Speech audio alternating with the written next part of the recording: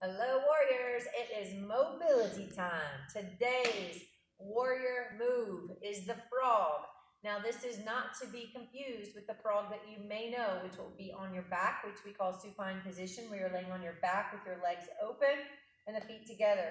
We're going to show you a more aggressive one, so always know you can easily go into this position.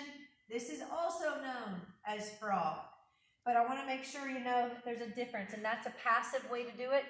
If you start on your hands and knees, with your hands directly below your shoulders, remember the heel of your hand, your wrist is directly below your armpit. Make sure we're not setting up super wide. Knees are below your hips initially. What I'm going to do though is I'm going to take my legs out.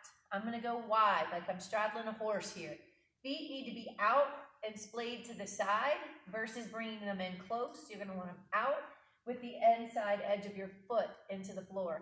Now from this position already I'm feeling a big stretch, right? So you're gonna feel the stretch through your groin. You're on the inside angle of your knee. So if this hurts your knees, one thing you could do is to put a pad down, but also play with your positioning a bit, okay? Now from that position, when I get back, I wanna kick my hip tailbone up and then push my hips back, all right? So I'm pushing back into it. I'm going to also come forward and then press it back, kick the hips up. Be careful not to try to tuck your hips down, right?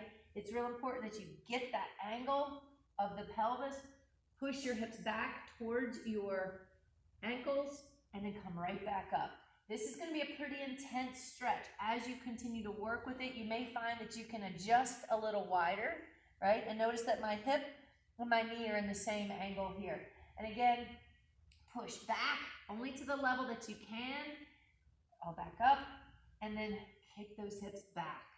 My flexibility in this position is not great. So again, work on it at the capacity. Once you get done with this one, it might feel good to bring the legs in and just round into this, whatever level is appropriate. I'm going to suggest it's going to be an intense stretch. It's going to feel a lot of pressure here.